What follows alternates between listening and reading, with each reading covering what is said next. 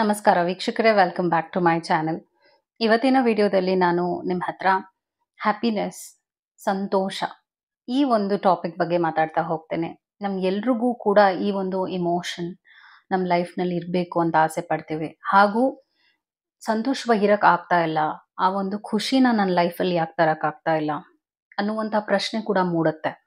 ಎಷ್ಟೋ ಜನ ಲೈಫ್ನಲ್ಲಿ ಏನೇನೋ ಸಾಧಿಸಿದ್ರು ಕೂಡ ಅವ್ರಿಗೆ ಖುಷಿಯಾಗಿ ಒಂದು ಒಂದು ಆನಂದದ ಕ್ಷಣಗಳನ್ನ ಕಳೆಯೋಕೆ ಬಹಳ ಕಷ್ಟ ಆಗ್ತಾ ಹೋಗುತ್ತೆ.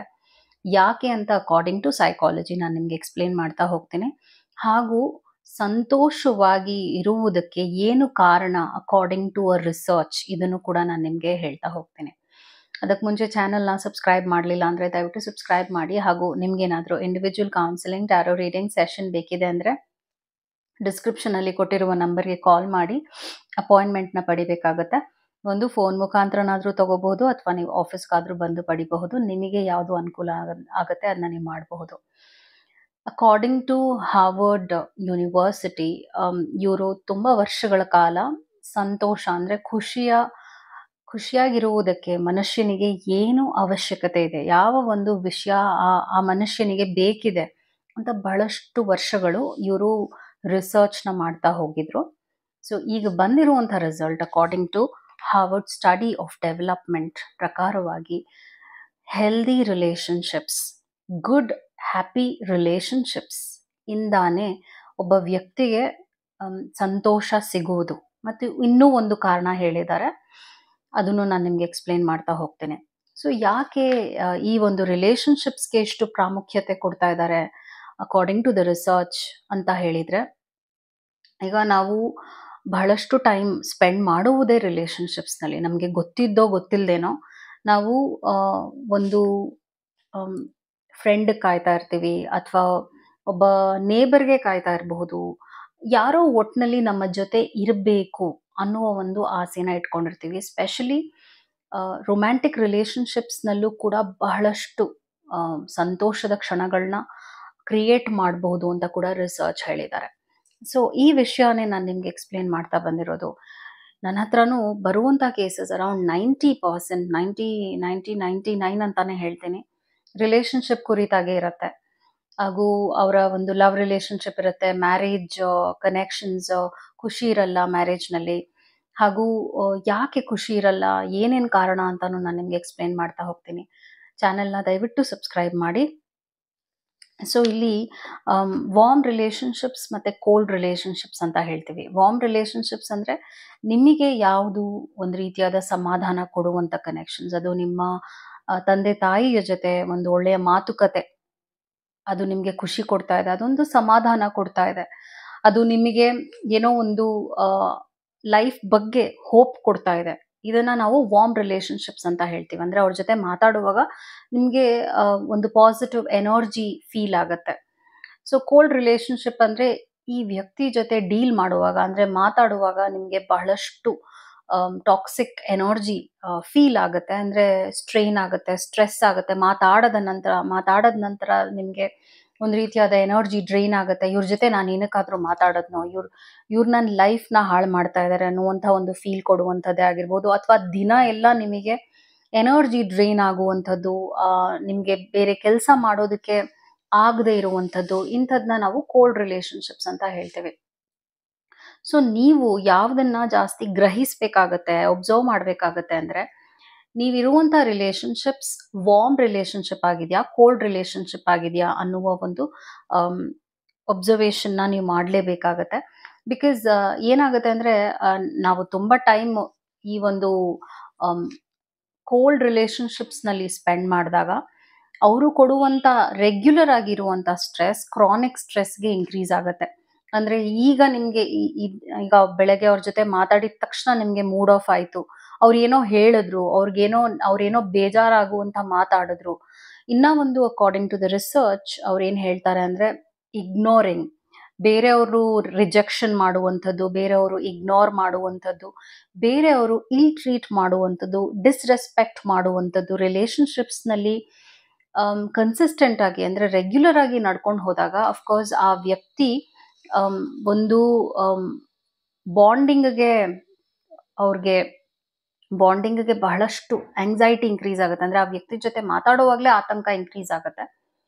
ಹಾಗೂ ಇದು ರೆಗ್ಯುಲರ್ ಆಗಿ ಯಾಕೆ ಇನ್ಕ್ರೀಸ್ ಆಗುತ್ತೆ ಅಂದ್ರೆ ಆ ವ್ಯಕ್ತಿ ಜೊತೆ ಅವರು ಡೀಲ್ ಮಾಡ್ತಾ ಇರ್ತಾರೆ, ಆ ವ್ಯಕ್ತಿ ಜೊತೆ ಅವರು ಬದುಕ್ತಾ ಇರ್ತಾರೆ. ಸೊ ಯಾವಾಗ ಒಂದು 80% ಆಫ್ ಯೋರ್ ಡೇ ಅಥವಾ ಒಂದು 20% ನೀವು ಕೆಲಸ ಎಲ್ಲ ಮುಗಿಸ್ಕೊಂಡಾದ ನಂತರ ನೀವು ಬರೋದೇ ಮನೆಗೆ. ಸೊ ಮನೇಲಿ ಇರುವಂತಹ ಜನರು, ಅದು ಒಂದು ರಿಲೇಶನ್ಶಿಪ್ ಅಂತ ಕೌಂಟ್ ಆಗುತ್ತೆ. ಮನೇಲಿ ಇರುವಂತಹ ಮೆಂಬರ್ಸ್ ಯಾರೇ ಆಗಿರ್ಬೋದು, ಮನೇಲಿ ಇರುವಂತಹವರು ನಿಮಗೆ ಯಾವ ರೀತಿಯಾದ ಎಕ್ಸ್ಪೀರಿಯನ್ಸ್ ಕೊಡ್ತಾ ಇದ್ದಾರೆ, ಹಾಗೂ ನೀವು ಯಾವ ರೀತಿಯಾದ ಎಕ್ಸ್ಪೀರಿಯನ್ಸ್ ಅವ್ರಿಗೆ ಕೊಡ್ತಾ ಇದ್ದೀರಾ, ಅಂದ್ರೆ ಯಾವ ರೀತಿಯಾದ ಎನರ್ಜಿ ಎಕ್ಸ್ಚೇಂಜ್ ನ ನೀವು ಮನೆಯಲ್ಲಿ ಮಾಡ್ಕೊಳ್ತಾ ಇದ್ದೀರಾ ಅನ್ನೋದ್ರ ಮೇರೆಗೆನೆ ನಿಮ್ಮ ಖುಷಿ ಅವಲಂಬಿತವಾಗಿರುತ್ತೆ, ಡಿಪೆಂಡೆನ್ಸಿ ಇರುತ್ತೆ. ಅಯ್ಯೋ ನಾನು ಮನೆಗೆ ಹೋಗ್ಬೇಕಲ್ಲ, ಅಯ್ಯೋ ನಾನು ಕೆಲ್ಸಕ್ಕೆ ಹೋಗ್ಬೇಕಲ್ಲ, ಅವ್ರ ಜೊತೆ ಮಾತಾಡ್ಬೇಕಲ್ಲ. ಸೊ ನೀವು ರೆಗ್ಯುಲರ್ ಆಗಿ ಇಂಟರಾಕ್ಷನ್ ಮಾಡುವಾಗ ಅದು ನಿಮ್ಗೆ ಒಂದು ರೀತಿಯಾದ ಎನರ್ಜಿ ಡ್ರೈನ್ ಕೊಡ್ತಾ ಇದೆ, ಅಥವಾ ನಿಮ್ಗೆ ಅದು ನೋವು ಕೊಡ್ತಾ ಇದೆ, ಅಥವಾ ನಿಮ್ಗೆ ಅದು ಮಾಡ್ಲೇಬಾರ್ದು ಅನ್ನಿಸ್ತಾ ಇದೆ, ನೀವು ಜನರನ್ನ ಅವಾಯ್ಡ್ ಮಾಡ್ತಾ ಇದ್ದೀರೋ ಏನೋ, ಅಥವಾ ಒಂಟಿಯಾಗಿ ಇರೋದೇ ಬೆಟರ್ ಅಂತ ಆ ಒಂದು ಡಿಸಿಷನ್ ತಗೊಂಡಿದ್ದೀರೋ ಏನೋ.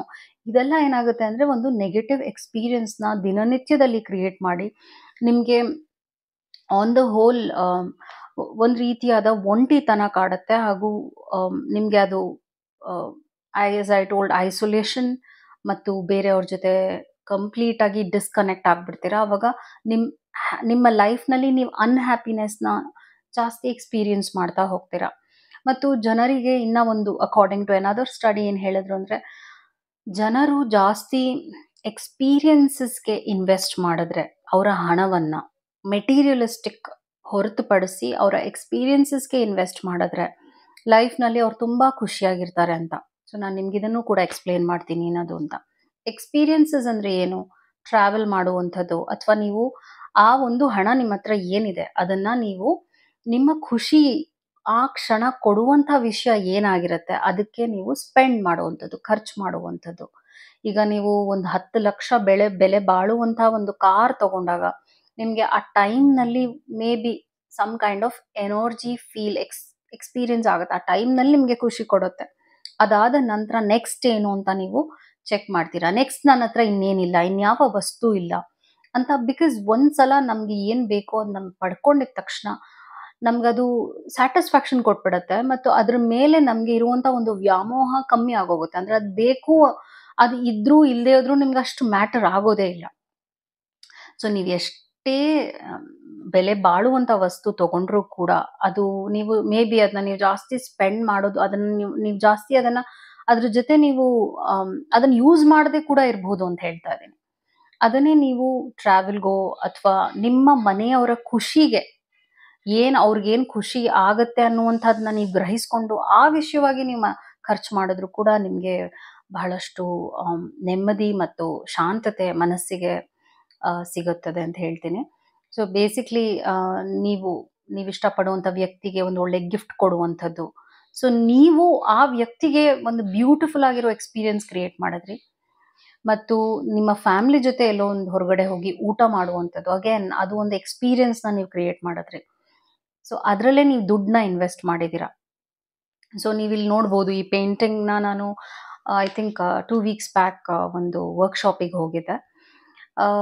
ನಾನು ಆ ಒಂದು ಹಣವನ್ನ ನಾನೇನು ಖರ್ಚು ಮಾಡ್ತಾ ಇದ್ದೀನಿ ಒಂದು ಎಕ್ಸ್ಪೀರಿಯನ್ಸಿಗೆ ಕ್ರಿಯೇಟ್ ಮಾಡಿದ್ದು. ಅಂದ್ರೆ ಆ ಒಂದು ನನಗೆ ಆ ಒಂದು ಖುಷಿ ಕೊಡಬೇಕು, ನಮ್ಮ ಹಾಬೀಸ್ ಮೇಲೆ ಕೂಡ ನಮ್ಮ ಹಣವನ್ನ ಖರ್ಚು ಮಾಡೋದು ಕೂಡ ನಮಗೆ ಬಹಳಷ್ಟು ಸಂತೋಷವನ್ನ ಮತ್ತು ಒಂದು ರೀತಿಯಾದ ಅಕಂಪ್ಲಿಷ್ಮೆಂಟ್ನ ಕೊಡುತ್ತೆ ಮನಸ್ಸಿಗೆ.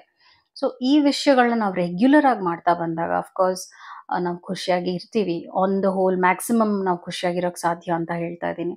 ಯಾವಾಗ ನೀವು ಡೀಲ್ ಮಾಡ್ತಿರುವಂಥ ಜನರಲ್ಲಿ ಟಾಕ್ಸಿಕ್ ಎನರ್ಜಿನ ನೀವು ಪಿಕ್ ಮಾಡ್ತಾ ಇದ್ದೀರಾ, ಅವರಿಂದ ನೀವು ಒಂದು ಡ್ರೈನ್ಡ್ ಎಕ್ಸ್ಪೀರಿಯನ್ಸ್ನ ನೀವು ಲೈಕ್ ವೆಲ್ಕಮ್ ಮಾಡ್ಕೊಳ್ತಾ ಇದ್ದೀರಾ ನಿಮ್ಮ ಲೈಫ್ನಲ್ಲಿ, ಅವ್ರ ಜೊತೆ ಮಾತಾಡೋದೇ ನಿಮಗೆ ಒಂದು ತಲೆನೋವು ಆಗ್ತಾ ಇದೆ, ಅದನ್ನ ದಿನ ನಿತ್ಯದಲ್ಲಿ ಎದುರಿಸ್ತಾ ಇದ್ದೀರಾ ಅಂದ್ರೆ ಅಫ್ಕೋರ್ಸ್ ನೀವು ಕ್ರಾನಿಕ್ ಸ್ಟ್ರೆಸ್ಗೂ ಒಳಗಾಗ್ತೀರಾ.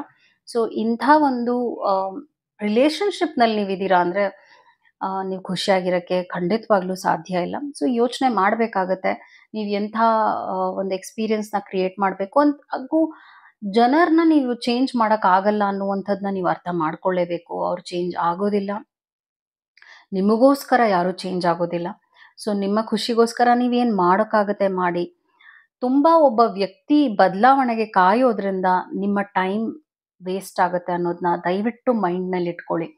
ಹಾಗೂ ಇವ್ರು ನಾಳೆ ಬದಲಾಗ್ತಾರೆ, ನಾಳೆ ಬದಲಾಗ್ತಾರೆ, ಇವತ್ತಲ್ಲ ನಾಳೆ ಸರಿ ಹೋಗುತ್ತೆ ಅನ್ನುವಂಥ ಭಾವನೆ ಒಳ್ಳೇದೇನೆ. ಆದ್ರೆ ನೀವು ಕಾಯೋದ್ರಿಂದ ಏನಾಗ್ತಾ ಇದೆ ಅಂದ್ರೆ, ನೀವು ಆ ವ್ಯಕ್ತಿ ಮೇಲೆ ಬಹಳಷ್ಟು ಡಿಪೆಂಡೆನ್ಸಿನ ಇನ್ಕ್ರೀಸ್ ಮಾಡ್ಕೊಂಡು ಹೋಗ್ತಾ ಇದ್ದೀರಾ. ಹಾಗೂ ಆ ವ್ಯಕ್ತಿ ನಿಮ್ ಬಗ್ಗೆ ಯೋಚನೆ ಮಾಡ್ತಾ ಇದಾರೋ ಇಲ್ವೋ ಅನ್ನೋದು ನಿಮ್ಗೆ ಅರಿವಿರೋದಿಲ್ಲ. ಸೊ ಒಬ್ರಿಗೆ ತೀರಾ ನಿಮ್ಮ ಲೈಫ್ನಲ್ಲಿ ಪ್ರಯಾರಿಟಿ ಕೊಟ್ಟರು ಕೂಡ ಅವ್ರು ನಿಮ್ನ ನೀಟಾಗಿ ಅಂದ್ರೆ ಒಂದು ಪಾಸಿಟಿವ್ ಆಗಿ ಮ್ಯೂಚುವಲ್ ಆಗಿ ಎನರ್ಜಿ ಎಕ್ಸ್ಚೇಂಜ್ ಆಗ್ತಾ ಇದ್ದಾರೆ. ಅವರು ಅದೇ ರೀತಿಯಾದ ರೆಸ್ಪೆಕ್ಟ್ ಕೊಡ್ತಾ ಇದ್ದಾರೆ, ಅವರು ಅದೇ ರೀತಿಯಾದ ಕಾಳಜಿನ ನಿಮ್ಗೆ ತೋರಿಸ್ತಾ ಇದ್ದಾರೆ ಅಂದ್ರೆ ದಟ್ಸ್ ಅ ಡಿಫ್ರೆಂಟ್ ಸ್ಟೋರಿ. ಆದ್ರೆ ನಿಮಗೆ ಏನ್ ಸಿಗ್ಬೇಕು ಆ ಒಂದು ರಿಲೇಶನ್ಶಿಪ್ ನಲ್ಲಿ ಸಿಗದೆ ನೀವೇ ಎಲ್ಲ ಕೂಡ ಮಾಡ್ತಾ ಇದ್ದೀರಾ ಅಂದ್ರೆ of course that will be leading to health problems ಕೂಡ ಅಂತ ಹೇಳ್ತಾರೆ. ಕ್ರಾನಿಕ್ ಇಲ್ನೆಸ್ಗೂ ಕೂಡ ಇದು ಮುಂದೆ ಪ್ರಾಬ್ಲಮ್ ಆಗುತ್ತೆ ಅಂತ ಹೇಳ್ತಾ ಇದ್ದೀನಿ. I hope this video was helpful. Take care. Namaskara. Thank you.